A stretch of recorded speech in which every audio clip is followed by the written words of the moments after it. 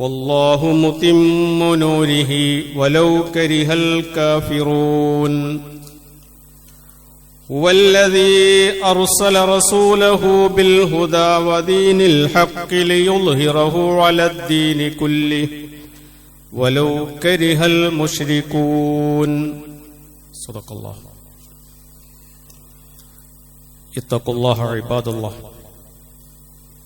يا أيها الذين آمنوا اتقوا الله وقولوا قولا سديدا يصلح لكم أعمالكم ويغفر لكم ذنوبكم ومن يطع الله ورسوله فقد فاز فوزا عظيما. ബഹുമാന്യരായ സഹോദരി സഹോദരന്മാരെ,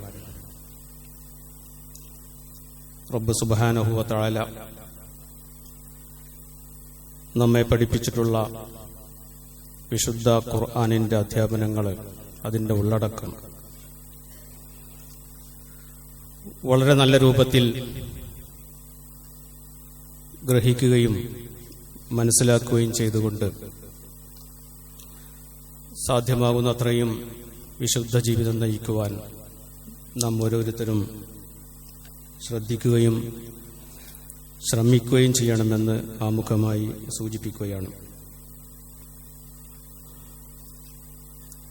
ഇസ്ലാമിനോട് കൊടിയ ശത്രുത വെച്ച് പുലർത്തുന്ന പാശ്ചാത്യ ക്രൈസ്തവ എഴുത്തുകാർ അവർ വളരെ കാലമായി പ്രചരിപ്പിച്ചുകൊണ്ടിരിക്കുന്ന ഒരു വ്യാജ ആരോപണം, അത് ഇന്നും നമ്മുടെ കേരളക്കരയിലും സമൂഹ മാധ്യമങ്ങളിൽ വളരെ സജീവമായി നിൽക്കുന്നു എന്നുള്ളതാണ് ഈ വിഷയവുമായി ബന്ധപ്പെട്ട് ചില കാര്യങ്ങൾ നിങ്ങളുമായി പങ്കുവെക്കാൻ ഈ മെമ്പർ ഇന്ന് ഞാൻ ഉപയോഗപ്പെടുത്തുന്നത്. ആരോപണം വിശുദ്ധ ഖുർആൻ ബൈബിളിന്റെ കോപ്പിയാണ്. ബൈബിളിൽ നിന്ന് പകർത്തിയ അതിന്റെ ഉള്ളടക്കമാണ് ഖുർആൻ. ഇത് പ്രവാചകൻ എന്നവകാശപ്പെടുന്ന മുഹമ്മദ്,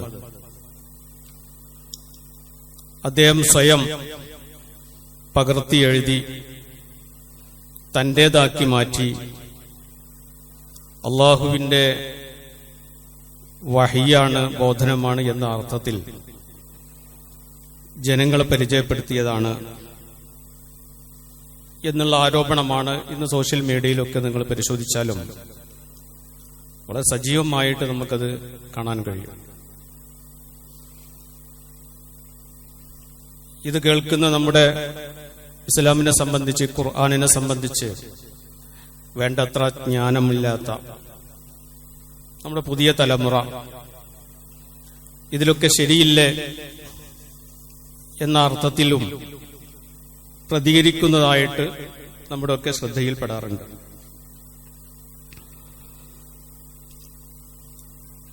അതുകൊണ്ട് തന്നെ എന്തുകൊണ്ടാണ് ഇത്തരം ആരോപണങ്ങൾ, വളരെ പഴക്കമുള്ള ആരോപണങ്ങൾ ഇത്തരം എഴുത്തുകാർ പ്രചരിപ്പിച്ചുകൊണ്ടിരുന്നത്? ഇവരുടെ ആരോപണങ്ങൾക്ക് തെളിവായിട്ട് പലപ്പോഴും ഉദ്ധരിക്കാറുള്ളത് നമ്മളൊക്കെയും മദ്രസ ക്ലാസുകളിലൊക്കെ ചെറുപ്പത്തിൽ പഠിച്ചിട്ടുള്ള നബി തിരുമേനി സല്ലല്ലാഹു അലൈഹി വസല്ലമയുടെ സിറിയയിലേക്കുള്ള യാത്രയുമായി ബന്ധപ്പെട്ട ചില കാര്യങ്ങളാണ്.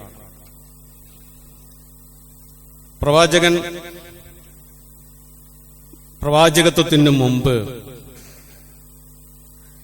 സിറിയയിലേക്ക് പോകാറുണ്ടായിരുന്നു. സിറിയക്കാരനായ ബുഹൈറയുമായിട്ട് പലപ്പോഴും സംഭാഷണങ്ങൾ നടത്താറുണ്ടായിരുന്നു, ആശയങ്ങൾ കൈമാറാറുണ്ടായിരുന്നു. ഇങ്ങനെ ബുഹൈറ ബൈബിളിൽ നിന്ന് പഠിപ്പിച്ചു കൊടുത്ത കാര്യങ്ങളാണ് ഈ മുഹമ്മദ് പ്രചരിപ്പിച്ചിട്ടുള്ളത്. ബൈബിളിന്റെ കോപ്പിയാണ്. ഇതാണ് ഒരു ആരോപണമായിട്ട് എടുത്തു പറയുന്നത്. ഇതിനെ സംബന്ധിച്ച് ഇസ്ലാമിക പണ്ഡിതന്മാര് വളരെ കാലം മുതൽക്ക് തന്നെ മറുപടി പറഞ്ഞുകൊണ്ടേയിരിക്കുന്നു. ഇപ്പോഴും അത് ആവർത്തിച്ചുകൊണ്ടിരിക്കുകയാണ്. കാരണം പ്രവാചകൻ തിരുമേനി സ്വല്ലല്ലാഹു അലൈഹി വസല്ലമ ഈ സിറിയയിലേക്ക് യാത്ര ചെയ്തിട്ടുള്ളത് ആകെ 2 പ്രാവശ്യമാണ്. തന്റെ ജീവിതത്തിൽ സിറിയയിലേക്കുള്ള യാത്ര ആകെ 2 പ്രാവശ്യമാണ്. ഒന്ന് 8ാമത്തെ വയസ്സിലാണ് എന്നും 12ാമത്തെ വയസ്സിലാണ് എന്നും ആധികാരികമായ ചരിത്രരേഖകൾ സൂചിപ്പിക്കുന്നുണ്ട്. മറ്റൊന്ന് പ്രവാചകന്റെ യുവത്വത്തിലാണ്. ഈ 8ാമത്തെ അല്ലെങ്കിൽ 12ാമത്തെ വയസ്സിലുള്ള യാത്രയിലാണത്രേ ബുഹൈറയുമായിട്ട് ഒരു ക്രൈസ്തവ പാതിരി അദ്ദേഹവുമായിട്ട് സംഭാഷണങ്ങൾ നടത്താൻ ഇടയായത്. ഇതിന്റെ മറുപടി എന്നോണം മുസ്ലിം പണ്ഡിതന്മാർ സൂചിപ്പിക്കുന്നത് ഈ 12ാമത്തെ വയസ്സിൽ പ്രവാചകൻ തിരുമേനി സ്വല്ലല്ലാഹു അലൈഹി വസല്ലമ ഷാമിലേക്ക് സിറിയയിലേക്ക് യാത്ര തിരിച്ചത് സ്വന്തമായിട്ടല്ല. അദ്ദേഹത്തിന്റെ കൂടെ അദ്ദേഹത്തിന്റെ പിതൃവ്യനായ അബൂ ത്വാലിബുണ്ട്. അബൂ ത്വാലിബ് മാത്രമല്ല, ഖുറൈശി പ്രമുഖരൊക്കെയുമുള്ള ഒരു വലിയ സംഘമാണ്, കച്ചവട സംഘമാണ്. കൂടെ കൂട്ടിയതാണ് പിതൃവ്യൻ ഈ 12 വയസ്സുകാരന്.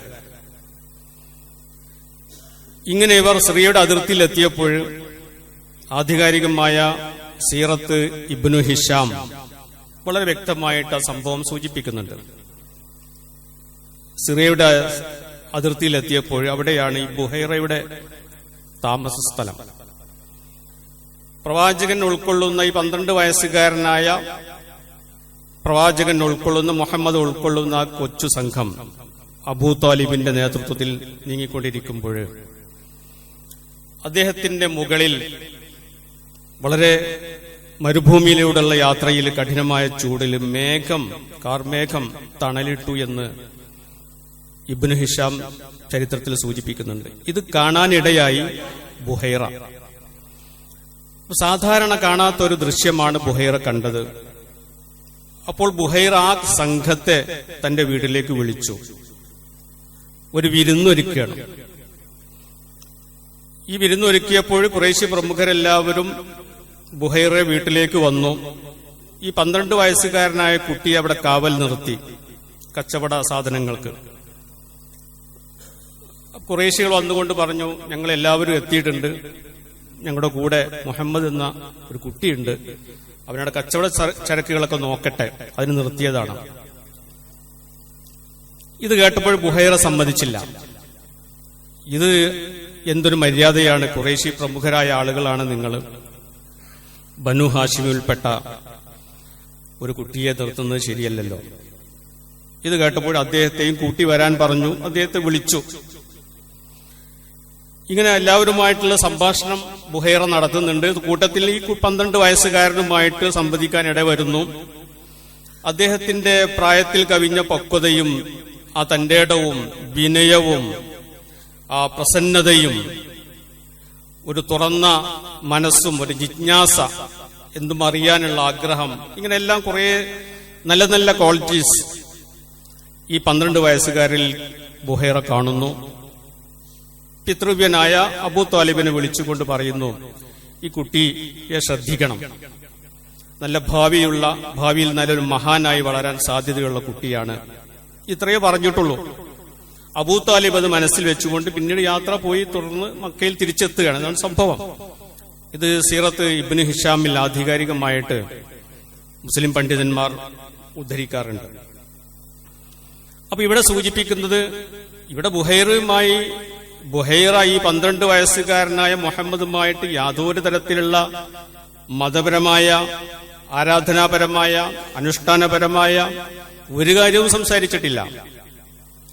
മാത്രമല്ല, അന്ന് നിലവിലുള്ള ബൈബിളിന്റെ യാതൊരു കഥയും അവിടെ സൂചിപ്പിച്ചിട്ടുമില്ല. ഇതിനെല്ലാവരും സാക്ഷികളാണ്. ഇങ്ങനെ വല്ലതും സംസാരിച്ചിരുന്നുവെങ്കിൽ അബൂ താലിബ് ഇനി പറഞ്ഞിട്ടില്ലെങ്കിലും കൂടെയുള്ള ഖുറൈശി പ്രമുഖരൊക്കെ പറയുമായിരുന്നു, പിന്നീട് ഇത് ബുഹൈറയിൽ നിന്ന് കിട്ടിയതാണ്. പക്ഷെ അബൂ താലിബോ കൂടെയുള്ള ഖുറൈശി പണ്ഡിതന്മാരോ ഒരാളും തന്നെ അത്തരത്തിലുള്ളൊരു വാദം ജാഹിലിയ കാലത്തും ഉദ്ധരിച്ചിട്ടില്ല. പിന്നീടുള്ള കാലഘട്ടങ്ങളിലും അങ്ങനെ ഒരു ആരോപണം അവർ ആരും എടുത്ത് അവതരിപ്പിച്ചിട്ടുമില്ല. ഇതാണ് ഒന്നാമത്തെ കാര്യം. രണ്ടാമത്തെ യാത്ര നടത്തിയത് യുവത്വത്തിലാണ്. നിങ്ങൾക്ക് എല്ലാവർക്കും അറിയാം, ഖദീജ ബീവി റളിയല്ലാഹു അൻഹയുടെ കച്ചവട സംഘവുമായിട്ടുള്ള യാത്രയാണ്. അതും ഒറ്റയ്ക്കല്ല, ഒരു സംഘമാണ്.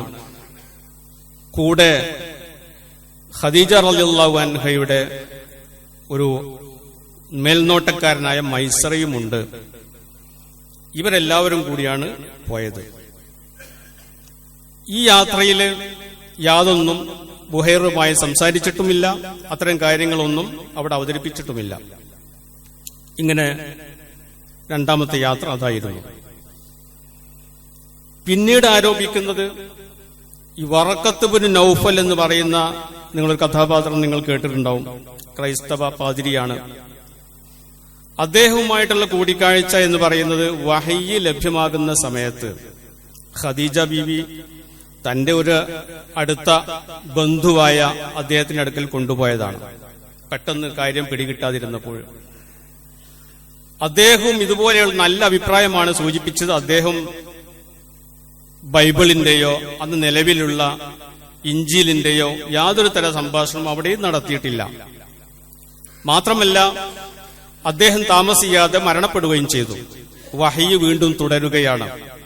വറഖത്ത് ഇബ്നു നൗഫൽ മരണപ്പെടുകയും ചെയ്തിട്ടുണ്ട്.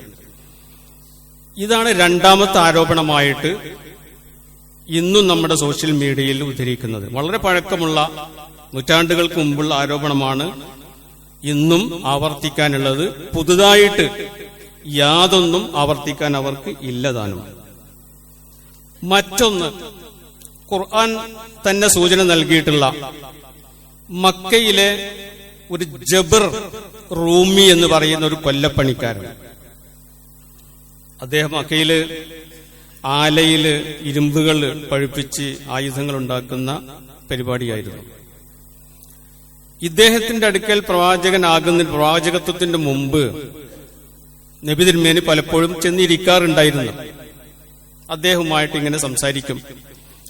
പക്ഷെ ഇദ്ദേഹം അറബിയല്ല, ഇദ്ദേഹം ഒരു റോമൻ ചിന്താഗതിക്കാരനാണ്. കഷ്ണങ്ങളായ തുണ്ടം അറബി ഭാഷയൊക്കെ അദ്ദേഹത്തിന് അറിയുകയും ചെയ്യും. അങ്ങനെ പ്രവാചകനുമായിട്ട് മുഹമ്മദുമായിട്ട് ഇദ്ദേഹം സംസാരിക്കാറുണ്ടായിരുന്നു. ഇത് ഏതോ ഖുറൈശി പ്രമുഖർ ഇങ്ങനെ കണ്ടിരുന്നു പലപ്പോഴും അവിടെ ചെന്ന് ഇരിക്കുന്നത്. ഈ ഇരുത്തമാണ് പിന്നീട് വലിയ ഒരു ആരോപണമായിട്ട് ഖുറൈശി പ്രമുഖരൊക്കെ ഉന്നയിച്ചത്. ഇതാ ആ റോമക്കാരനായ കേവലം ഒരു കൊല്ലപ്പണിക്കാരൻ, അദ്ദേഹമാണ് ഈ ഖുർആനൊക്കെ പഠിപ്പിച്ചിട്ടുള്ളത്. അദ്ദേഹം ബൈബിളിൽ നിന്ന് ഇദ്ദേഹത്തിന് പകർത്തി കൊടുത്തതാണ്. അതാണ് ഖുർആനായിട്ട് മുഹമ്മദ് അവതരിപ്പിച്ചിട്ടുള്ളത് എന്നുള്ള ഒരു അടിസ്ഥാനരഹിതമായ വളരെ മോശമായിട്ടുള്ള ഒരു ആരോപണമാണ് അവർ ഉന്നയിച്ചത്. ഇതിലേക്ക് ഖുർആനിന്റെ സൂചന ഇങ്ങനെയാണ്: വലഖദ് നഅലമു അന്നഹും യഖൂലൂന, നാം അറിയുന്നു, ഈ ഖുറൈശി പ്രമുഖരായ ആളുകള്, പ്രതിയോഗികൾ, അവർ പറയുന്നുണ്ട്, ഇന്നമാ യുഅല്ലിമുഹു ബശറുൻ, ഈ ഖുർആൻ എന്ന് പറയുന്നത് ഒരു മനുഷ്യൻ പഠിപ്പിച്ചതാണ്. ലിസാനുല്ലദീ യുൽഹിദൂന ഇലൈഹി അഅ്ജമിയുൻ, എന്നാൽ ഇവർ സൂചന നൽകുന്ന ഈ റോമക്കാരന്റെ ഭാഷ എന്ന് പറയുന്നത്, ലിസാൻ എന്ന് പറയുന്നത് അഅ്ജമിയുൻ, അദ്ദേഹം അനറബിയുമാണ്. വഹാദാ ലിസാനുൻ അറബിയ്യും മുബീൻ, ഇതാകട്ടെ, ഈ വിശുദ്ധ ഖുർആനാകട്ടെ വളരെ വ്യക്തമായ, ലളിതവും വ്യക്തവുമായ അറബി ഭാഷയിലുമാണ്. അദ്ദേഹം അനറബിയാണ്. ഇതും ഖുർആൻ ഈ സംഭവവുമായിട്ട് ബന്ധപ്പെടുത്തിക്കൊണ്ടാണ് സൂചിപ്പിച്ചിട്ടുള്ളത്. ഇതിന്റെ അവതരണ പശ്ചാത്തലവുമായി പണ്ഡിതന്മാർ ഈ സംഭവം എടുത്തുദ്ധരിക്കുന്നതായിട്ട് കാണാൻ കഴിയും. മറ്റൊന്ന്, ഇതിലും വിശുദ്ധ ഖുർആൻ ഇടപെട്ടുകൊണ്ട് തിരുത്തി. ഇദ്ദേഹം അനറബിയാണ്, ഖുർആൻ അറബിയാണ്. അതുകൊണ്ട് തന്നെ ആ വാദം അവിടെ പൊളിയുന്നു എന്ന് വിശുദ്ധ ഖുർആൻ തന്നെ അതിൽ ഇടപെട്ട് അല്ലാഹു സുബ്ഹാനഹു വ തആല അവിടെ തിരുത്തുകയും ചെയ്തു. മറ്റൊരു ആരോപണം ഉന്നയിക്കുന്നത് പ്രവാചകന് എഴുത്തും വായനയൊക്കെ നന്നായിട്ട് അറിയാമായിരുന്നു. ഇസ്ലാമിന്റെ കാഴ്ചപ്പാടിൽ ഖുർആനിന്റെ അവതരണത്തിൽ റസൂലുള്ളാഹി സ്വല്ലല്ലാഹു അലൈഹി വസല്ലമയെ പരിചയപ്പെടുത്തുന്നത് ഉമ്മിയായിട്ടാണ്. ഹുവല്ലദീ ബഅസ മിൻഹും റസൂലൻ ഉമ്മിയൻ. ഒരു ഉമ്മിയായിട്ടുള്ള നിരക്ഷരനായ പ്രവാചകൻ എന്ന അർത്ഥത്തിലാണ് ഖുർആൻ പരിചയപ്പെടുത്തുന്നത്. അതൊരു ന്യൂനതയോ കുറവോ അല്ലെങ്കിൽ ഒരു ബഹുമാനക്കുറവോ ഒന്നുമല്ല. അതിന് വേറെ കാരണങ്ങളുണ്ട്. എന്നാൽ ഇവര് പറയുന്നത് പ്രവാചകന് നന്നായിട്ട് എഴുത്തും വായനയൊക്കെ നന്നായിട്ട് അറിയാമായിരുന്നു.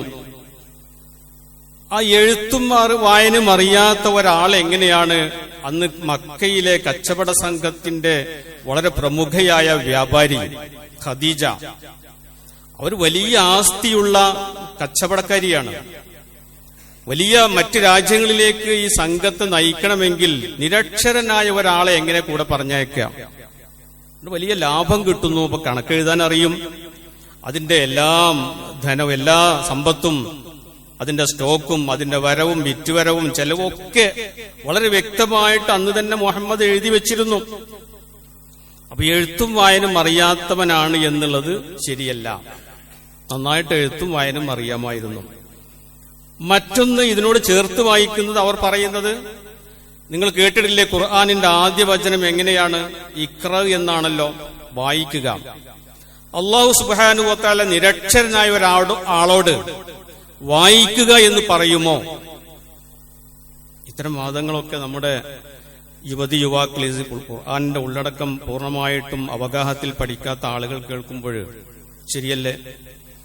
എങ്ങനെയാണ് എഴുത്തും വായനയും അറിയാത്ത ഒരാളോട്, അക്ഷരാഭ്യാസമില്ലാത്ത ആളോട് വായിക്കാൻ പറയാം? അതും അല്ലാഹു. അപ്പൊ മുഹമ്മദിന് അത് അറിയാമായിരുന്നു എന്ന് തന്നെയല്ലേ ശരി? ബൈബിൾ പറയുന്നത് ശരിയല്ലേ? ഈ ആരോപണം ഇത് ആരോപണമല്ലല്ലോ, ഇതാണല്ലോ ശരി എന്നൊക്കെ സ്വാഭാവികമായിട്ടുമുള്ള ചിന്തകൾ. ഇതിന്റെ മറുപടിയായിട്ടും പണ്ഡിതന്മാർ വിശദീകരിച്ചിട്ടുണ്ട്. ഖുർആനിക ആയത്ത്, ഖുർആനിന്റെ വചനം തന്നെ പ്രവാചകൻ തിരുമേനി സല്ലല്ലാഹു അലൈഹി വസല്ലം ഉമ്മിയായിരുന്നു, നിരക്ഷരനാണ്. ആ നിരക്ഷരൻ അന്നത്തെ സാഹിത്യ ലോകത്ത് വളരെ പ്രഗത്ഭരായ സാഹിത്യകാരന്മാരും കവികളും നിൽക്കുമ്പോൾ അവർക്കൊന്നും രചിക്കാൻ പറ്റാത്ത ഒരു ഗ്രന്ഥം കൊണ്ടുവന്നു ഈ നിരക്ഷരനായ വ്യക്തി. അതാണ് അദ്ദേഹത്തിന്റെ ഇസ്സത്ത്. അതാണ് പ്രവാചകൻ തിരുമേനി സല്ലല്ലാഹു അലൈഹി വസല്ലമയുടെ കറാമത്ത്, തശ്രീഫ്, മുഅ്ജിസത്ത്. അത് തന്നെയാണ്. പല വെല്ലുവിളികളും നടത്തിയിട്ടുണ്ട്, അവർക്കൊന്നും സാധിച്ചിട്ടുമില്ലല്ലോ. അതേസമയത്ത് പൂർവികരായ മുൻകഴിഞ്ഞ തലമുറകളുടെ അന്നത്തെ പ്രവാചകന്മാരുടെ ജീവിത രീതിയും ചരിത്രവും സംസ്കാരവും ആ സമുദായത്തിന്റെ വിവരണങ്ങളും ഒക്കെ ഈ എഴുത്തും ഈ കുട്ടി അല്ലെങ്കിൽ ഈ പ്രവാചകൻ, 40 വയസ്സായ പ്രവാചകൻ അവതരിപ്പിക്കുന്നുണ്ടല്ലോ. നിരക്ഷരനായ ഒരു പ്രവാചകൻ അവതരിപ്പിക്കുമ്പോഴാണല്ലോ അത് മുഅ്ജിസത്താവുക. എഴുത്തും വായനവും നേരത്തെ സംസ്കാരവും ഒക്കെ പഠിച്ച ഒരാൾ അവതരിപ്പിക്കുമ്പോൾ അത് ആ രൂപത്തിലല്ലേ കാണേണ്ടതുള്ളൂ. എന്നാൽ മുഹമ്മദ് അങ്ങനെയല്ല. പ്രവാചകൻ തിരുമേനി സല്ലല്ലാഹു അലൈഹി വസല്ലമ നിരക്ഷരതയോടുകൂടി. പിന്നീട് മറ്റൊന്ന് പറയുന്നത്, ഈ പ്രവാചകൻ മധ്യവയസ്സ് വരെ 40 വർഷം വരെ ഇവരുടെ കൂട്ടത്തിലാണ് ജീവിച്ചത്. ഈ ഖുറൈശി പ്രമുഖരുടെയും ജാഹിലിയത്തിലെ അറബികളുടെയും കൂടെയാണ് ജീവിച്ചത്. ഒരാളും ഈ മുഹമ്മദിന് അക്ഷരാഭ്യാസമുണ്ടായിരുന്നു എന്ന് അന്നും വാദിച്ചിട്ടില്ല, ഇന്നും ആ വാദം നിലനിൽക്കുന്നുമില്ല. അതെല്ലാം ഉണ്ടായിരിക്കെയാണ് ഇത്തരത്തിലുള്ള ആരോപണങ്ങൾ, വ്യാജമായിട്ടുള്ള ആരോപണങ്ങൾ ഈ ക്രൈസ്തവ പാതിരിമാര് ഉന്നയിച്ചുകൊണ്ടിരിക്കുന്നത്. വിശുദ്ധ ഖുർആൻ ഇതുമായി ബന്ധപ്പെട്ട് സൂചിപ്പിച്ചത് വമാ കുൻത തത്ലൂ മിൻ ഖബ്ലിഹി മിൻ കിതാബിൻ വലാ തഖുത്തുഹു ബിയമീനിക ഇദല്ലർതാബൽ മുബ്തിലൂൻ. വമാ കുൻത തത്ലൂ മിൻ ഖബ്ലിഹി, താങ്കൾ പ്രവാചകരെ നിങ്ങൾ ഒരു പുസ്തകവും വായിച്ചിട്ടില്ല. വലാ തഖുത്തുഹു ബിയമീനിക, നിങ്ങളുടെ വലത് കൈ കൊണ്ട് യാതൊന്നും രേഖപ്പെടുത്തിയിട്ടുമില്ല, രചിച്ചിട്ടുമില്ല ഇതുവരെയും, ഈ 40 വയസ്സ് വരെയും. ഇദല്ലർതാബൽ മുബ്തിലൂൻ, അങ്ങനെ രചിക്കുകയും പുസ്തകങ്ങൾ വായിക്കുകയും ചെയ്തിരുന്ന ഒരാളായിരുന്നു പ്രവാചകനെങ്കിൽ ഇദല്ലർതാബൽ മുബ്തിലൂൻ, ഈ അസത്യവാദികൾക്ക് സംശയിക്കാമായിരുന്നു. പക്ഷെ ഇവിടെ എഴുത്തും വായനയും അറിയാത്ത ഈ പ്രവാചകനാണ് ഇത്രയും വിശുദ്ധമായ കാര്യങ്ങൾ അവതരിപ്പിച്ചത്. ഇനി നമ്മൾ മനസ്സിലാക്കേണ്ട മറ്റൊരു കാര്യം, ബൈബിളിന്റെ അറബി പതിപ്പൊക്കെ നൂറ്റാണ്ടുകൾക്ക് ശേഷമാണ് നിലവിൽ വന്നത്. ഇബ്രു ഭാഷയാണ്. അറബി ഭാഷ തന്നെ നന്നായിട്ട് എഴുതാനും വായിക്കാത്തും അറിയാത്ത ഒരു വ്യക്തി പിന്നീട് എങ്ങനെയാണ് ഇബ്രു ഭാഷ പഠിക്കുകയും മനസ്സിലാക്കുകയും ചെയ്യുക? അതുകൊണ്ടും ഈ വാദം നിലനിൽക്കുന്നില്ല. മാത്രമല്ല, ഇനി ബൈബിളിന്റെ കോപ്പി തന്നെയാണ് ഖുർആൻ എന്ന് വിചാരിക്കുക, വാദത്തിന് സമ്മതിച്ചാൽ തന്നെ ക്രൈസ്തവ ലോകം എന്താ ചെയ്യേണ്ടത്? ബൈബിളിന്റെ കോപ്പിയാണല്ലോ ഖുർആൻ. അപ്പൊ ആ ഖുർആനിനെ ആദരിക്കുകയും ബഹുമാനിക്കുകയുമല്ലേ വേണ്ടത്? പിന്നെ എന്തിനാണ് അവർ ശത്രുത വെച്ച് പുലർത്തിക്കൊണ്ടിരിക്കുന്നത്? ബൈബിളിന്റെ അതേ കോപ്പിയാണ്, ട്രാൻസ്ലേഷനാണ് ഖുർആനെങ്കിൽ ഈ ഖുർആനും അവർ ഉൾക്കൊള്ളുകയല്ലേ വേണ്ടത് എന്ന് വിശുദ്ധ ഈ വാദവുമായി ബന്ധപ്പെട്ടുകൊണ്ട് പണ്ഡിതന്മാർ ചോദിക്കുമ്പോൾ ഇതിനൊന്നും ഇത്തരത്തിലുള്ള വ്യാജ ആരോപണങ്ങൾ ഉന്നയിക്കുന്ന ആളുകൾക്ക് മറുപടിയില്ല. പിന്നീട് മറ്റൊരു കാര്യം ഉന്നയിക്കുന്നുണ്ട്. ഈ ക്രൈസ്തവ പാദ്രിമാരും മറ്റുള്ളവരുമൊക്കെ ഈ ഖുർആനാണ് ഏറ്റവും വലിയ തീവ്രതയും ഭീകരതയും പഠിപ്പിച്ചുകൊണ്ടിരിക്കുന്നത്, അസഹിഷ്ണുതയും അശാന്തിയും പഠിപ്പിച്ചുകൊണ്ടിരിക്കുന്ന ഖുർആനാണ് എങ്കിൽ അത് ബൈബിളിൽ നിന്ന് പകർത്തിയതല്ലേ? അത് ബൈബിളിന്റെ പാഠമല്ലേ? ബൈബിളിൽ അതുപോലെ ഉണ്ടാകുമല്ലോ. അതെന്തിനാണ് നിങ്ങൾ ഇദ്ദേഹത്തെ പഠിപ്പിച്ചത്? അപ്പൊ അതിന്റെ ഉത്തരവാദി ആരാണ്? ഈ ബൈബിളല്ലേ. പിന്നെ എന്തിനാണ് ഖുർആനിനെ കുറ്റം പറഞ്ഞുകൊണ്ടിരിക്കുന്നത്? ഈ വാദത്തിനും യാതൊരു തരത്തിലുള്ള മറുപടിയും ഇന്നുവരെയും ഈ എഴുത്തുകാര് സൂചിപ്പിച്ചിട്ടുമില്ല. ഇനി നമ്മൾ പരിശോധിച്ചു നോക്കിയാൽ ഖുർആനിന്റെയും ബൈബിളിന്റെയും അടിസ്ഥാനപരമായ മൗലികമായ ചില ആശയങ്ങൾ ഉണ്ടാവുമല്ലോ. അത് ഏതൊന്നിനുണ്ടാവും. ഒരു വാദം ഉന്നയിക്കുമ്പോൾ അടിസ്ഥാനവും മൗലികവുമായിട്ടുള്ള ചില പ്രമാണങ്ങൾ. ഖുർആനിന്റെ അടിസ്ഥാനമായ മൗലികമായ പ്രമാണം എന്ന് പറയുന്നത് ഏകദൈവ വിശ്വാസമാണ്, തൗഹീദാണ്. ബൈബിളിന്റേതോ തസ്ലീസാണ്.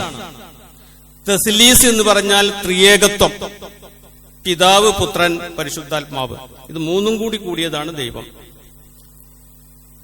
അപ്പൊ ഖുർആൻ ബൈബിളിൽ നിന്ന് ഇങ്ങോട്ട് പകർത്തിയതാണെങ്കിൽ ഇവിടെ എങ്ങനെയാണ് ഏകദൈവ വിശ്വാസം വന്നത്? ബൈബിളിന്റെ കോപ്പി അതേപോലെ തന്നെ അല്ലേ, ത്രിയേകത്വമല്ലേ മുഹമ്മദും പ്രചരിപ്പിക്കേണ്ടിയിരുന്നത്? അതെന്തുകൊണ്ട് പ്രചരിപ്പിച്ചില്ല? മാത്രമല്ല, ഈ ത്രിയേകത്വത്തെ നിശിതമായിട്ട് വിമർശിക്കുകയും ചെയ്തിട്ടുണ്ട്. അതെന്തിനാണ് മുഹമ്മദ് പിന്നെ അങ്ങനെ ചെയ്തത്? എന്തിനാണ് ഇതിനെ വിമർശിക്കേണ്ട ആവശ്യമെന്ന് അല്ലാഹു സുബ്ഹാനഹു വ തആല സൂചിപ്പിക്കുന്നു.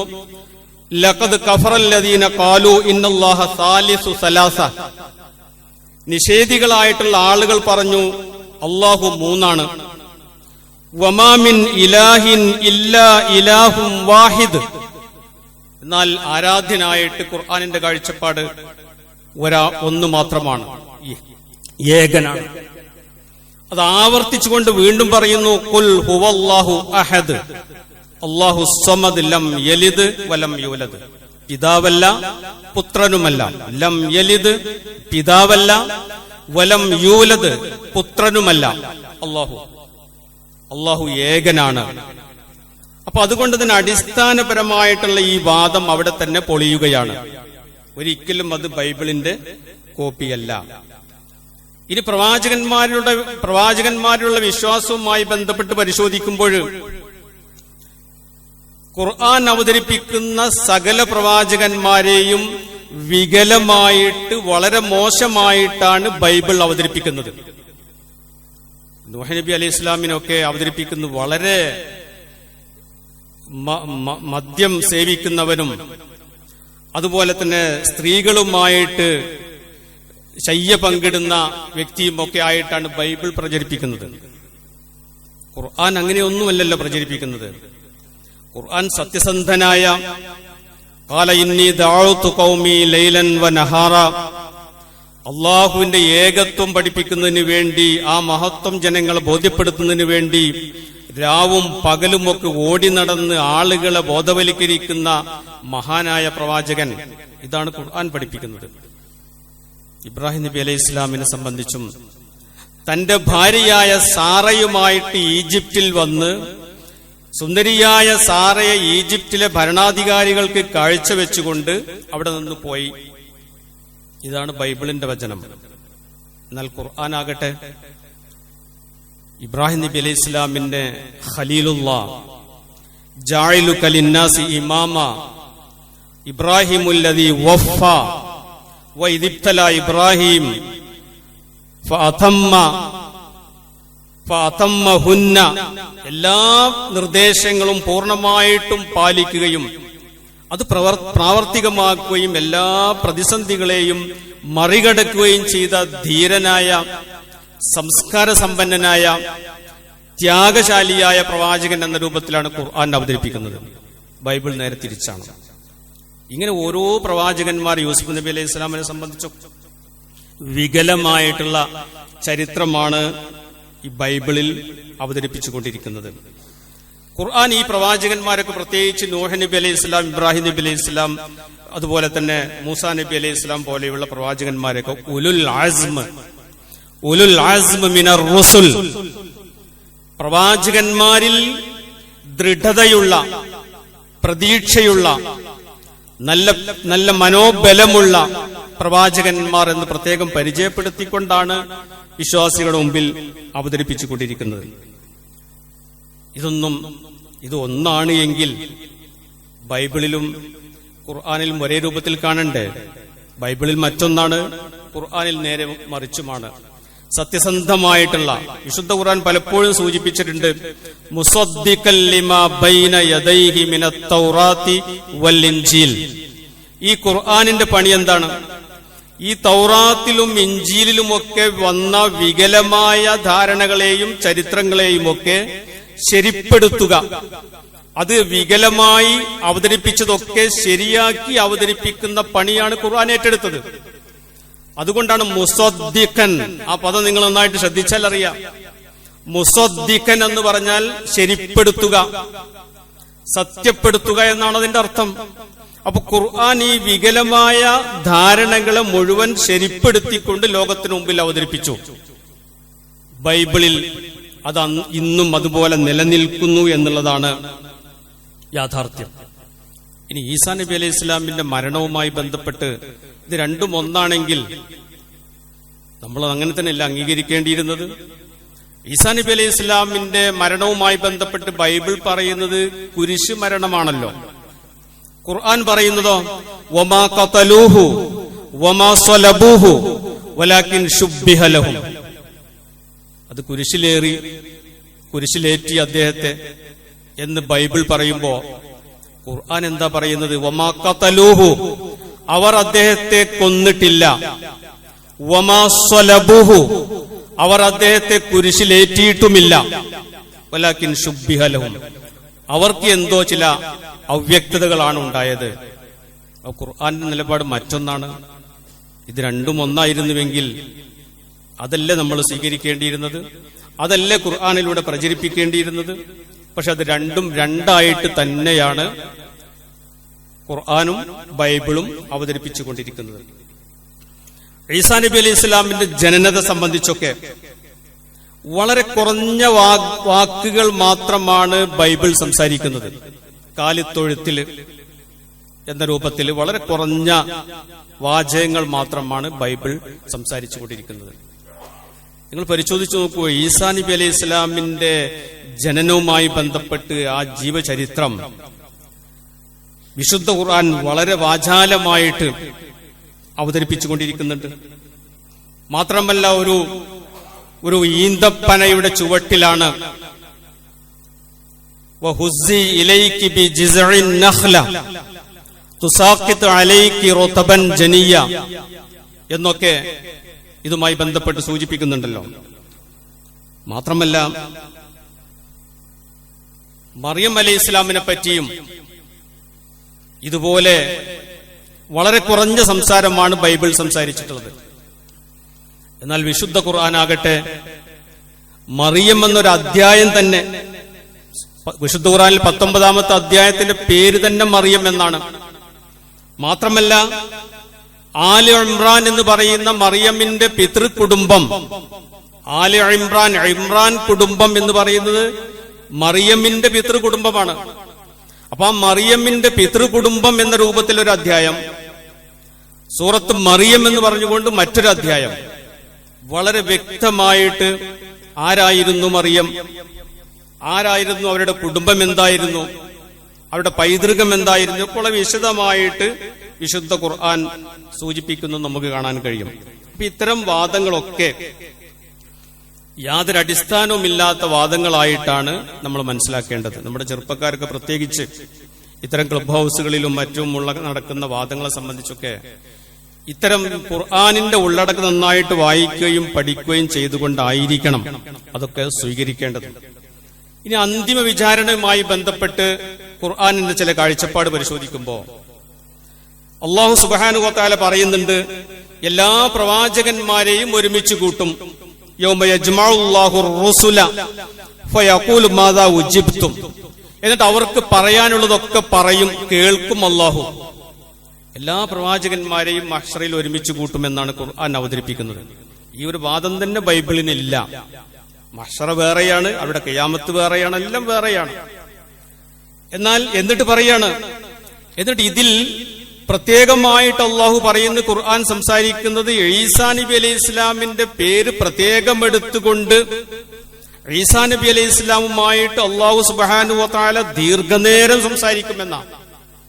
മറ്റുള്ള പ്രവാചകന്മാരിൽ നിന്നൊക്കെ വ്യത്യസ്തമായിട്ട് ഈസാ നബി അലൈഹി ഇസ്ലാമുമായി ബന്ധപ്പെട്ട് അല്ലാഹു സുബ്ഹാനഹു വ തആല ദീർഘനേരം സംസാരിക്കും. ഇത് ഖാല അല്ലാഹു യാ ഈസ ഇബ്ന മറിയം ഉദ്കുർ നിഅമതി അല്ലതി അലൈക വഅലാ വാലിദതിക എന്ന് പറഞ്ഞുകൊണ്ട് കുറേ കാര്യങ്ങൾ സൂറ മാഇദയിൽ നിങ്ങൾ പരിശോധിച്ചാൽ 109 മുതൽ 120 വരെയുള്ള ആയത്തുകൾ പരിശോധിച്ചാൽ ഇത് അന്തിമ വിചാരണ ഘട്ടത്തിൽ ഈസാ നബി അലൈഹി ഇസ്ലാമുമായിട്ട് അള്ളാഹുവിന്റെ സംസാരമാണ്. മറ്റുള്ള പ്രവാചകന്മാരെ പറ്റിയൊന്നും പൊതുവെ പറഞ്ഞു പോകുക എന്നല്ലാതെ ഇത്ര വിശദമായിട്ട് അള്ളാഹു സുബ്ഹാനഹു വ തആല സംസാരിച്ചിട്ടില്ല. അതിനുള്ള കാരണം പണ്ഡിതന്മാർ പറയുന്നത് വളരെ തെറ്റിദ്ധാരണകൾക്ക് വിധേയമായിട്ടുള്ള പ്രവാചകനാണ് ഈസാ അലൈഹി ഇസ്ലാം. ഇതൊക്കെ ആ ജനതയുടെ മുമ്പിൽ അവതരിപ്പിക്കും അല്ലാഹു. നിങ്ങൾ അങ്ങനെ പറഞ്ഞോ? വഇദ് ഖാല യാ ഈസ ഇബ്ന മറിയം അഅൻത ഖുൽത എന്ന് പറഞ്ഞാൽ താങ്കൾ അങ്ങനെ പറഞ്ഞിരുന്നോ? ഈ ക്രൈസ്തവരെ സാക്ഷി നിർത്തിക്കൊണ്ട് മഹ്ശറിൽ വെച്ചുകൊണ്ട് അല്ലാഹു ചോദിക്കും, അഅൻത ഖുൽത ലിന്നാസി, ജനങ്ങളോട് നിങ്ങൾ അങ്ങനെ സംസാരിച്ചിരുന്നോ? എന്താ സംസാരിച്ചിരുന്നത്? ഇത്തഖദൂനി വ ഉമ്മി ഇലാഹൈനി മിൻ ദൂനില്ലാഹ്, അല്ലാഹുവിനെ കൂടാതെ എന്നെയും എന്റെ മാതാവിനെയും ഇലാഹാക്കണം എന്ന് നിങ്ങൾ സംസാരിച്ചിരുന്നോ? അതൊരു വാദം നിങ്ങൾ ഉന്നയിച്ചിരുന്നോ എന്ന് ഈസാ നബി അലൈഹി ഇസ്ലാമിനോട് പ്രത്യേകമായിട്ട് മഹ്ശറിൽ വെച്ചുകൊണ്ട് അല്ലാഹു ചോദിക്കുമെന്നും വിശുദ്ധ ഖുർആൻ ഇത് വളരെ വസ്തുനിഷ്ഠമായിട്ട് ഉദ്ധരിക്കുന്നുണ്ട്. ഇവിടെ അല്ലാഹു ഈസാ നബി അലൈഹി ഇസ്ലാം പറയുന്ന മറുപടി, ഖാല സുബ്ഹാനക മാ യകൂനു ലീ അൻ അഖൂല മാ ലൈസ ലീ ബിഹഖിൻ ഇൻ കുൻതു ഖുൽതുഹു ഫഖദ് അലിംത. എങ്ങനെയാണ് അല്ലാഹ് ഞാൻ എങ്ങനെ പറയാ? അല്ലാഹു പരിശുദ്ധനാണ്. ഞാൻ എങ്ങനെ അങ്ങനെ പറയാൻ എനിക്ക് കഴിയും? ഞാൻ വല്ലതും പറഞ്ഞിട്ടുണ്ടായിരുന്നുവെങ്കിൽ നിനക്കറിയാമല്ലോ, നീ അല്ലാമുൽ ഉയൂബാണല്ലോ തുടങ്ങിയിട്ടുള്ള സംസാരമാണ് ഈസാ നബി അലൈഹി ഇസ്ലാം ആ സന്ദർഭത്തിൽ സംസാരിക്കുക. അപ്പൊ ഇതൊക്കെ ഞാൻ ഇവിടെ സൂചിപ്പിച്ചത് ഇത് കൂടുതലായിട്ട് വിശദീകരിച്ച് പറയേണ്ട, ഖുർആനുമായി ബന്ധപ്പെട്ട് പറയേണ്ട ഒരു വിഷയമാണ്. ഈ ചുരുങ്ങിയ സമയം കൊണ്ട് ചില സൂചനകൾ മാത്രം ഞാൻ നിങ്ങളുടെ ശ്രദ്ധയിൽപ്പെടുത്തിയത്. ഇതൊക്കെ നമ്മുടെ ഇത്തരം നമ്മുടെ ഈ സോഷ്യൽ മീഡിയയിലൊക്കെ വരുമ്പോൾ നമ്മുടെ കുട്ടികളെയും നമ്മുടെ സമൂഹത്തെയും ഒക്കെ യഥാർത്ഥ പ്രവാചകൻ ഈസ ആരാണ്, ഖുർആനിന്റെ കാഴ്ചപ്പാട് എന്താണ്, ബൈബിളിന്റെ കാഴ്ചപ്പാട് എന്താണ്, ഇതൊക്കെ നമ്മൾ അന്വേഷിക്കുകയും പഠിക്കുകയും ചെയ്യേണ്ട ഒരു ബാധ്യത നമുക്ക് എല്ലാവർക്കുമുണ്ട്. അല്ലെങ്കിൽ ഇതിന്റെ ഒക്കെ കോപ്പിയാണ് ഇതും, അവരുടെ വിശ്വാസം തന്നെ പോരെ, ഇത് ഏതായാലും ഒന്ന് പോരെ എന്നൊക്കെയുള്ള ചിന്താഗതി വ്യാപകമായിട്ട് പരക്കാൻ സാധ്യതയുണ്ട്. അതുകൊണ്ട് അത്തരം കാഴ്ചപ്പാടുകളെ ഇല്ലായ്മ ചെയ്യാൻ നമ്മളെല്ലാവരും നന്നായിട്ട് ഖുർആൻ വായിക്കുകയും പഠിക്കുകയും ചെയ്യുക എന്നുള്ളത് മാത്രമാണ്. അല്ലാഹു സുബ്ഹാനഹു വ തആല ആ അർത്ഥത്തിൽ ഖുർആൻ കൂടുതൽ വായിക്കുവാനും പഠിക്കുവാനും ഒക്കെയുള്ള തന്റെ ഇടവും സാഹചര്യവും ഒക്കെ നമുക്ക് നൽകി അനുഗ്രഹിക്കുമാറാകട്ടെ.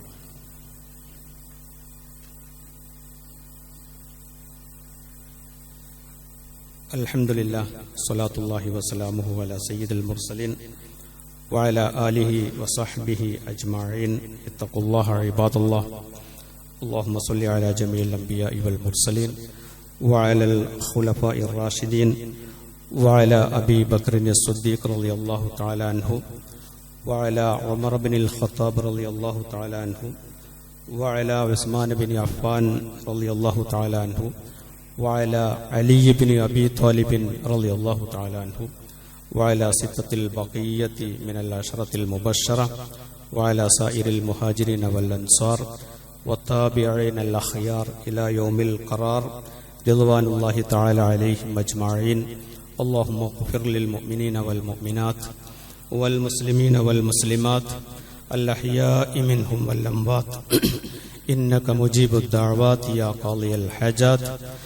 طيب ثراهم واجعل الجنة مأواهم. اللهم أعز الإسلام والمسلمين. اللهم أذل الشرك والمشركين. اللهم انصر إخواننا في بلاد فلسطين. اللهم انصر إخواننا ونساءنا وأطفالنا وصغارنا وكبارنا وشيوخنا في كل مكان يا أرحم الراحمين. اللهم اشف أمراضنا وأمراض مرضانا يا شافي الأمراض. اللهم أجرنا من النار. اللهم أجرنا من النار. اللهم أجرنا من النار. ربنا تقبل منا إنك أنت السميع العليم وتب علينا إنك أنت التواب الرحيم.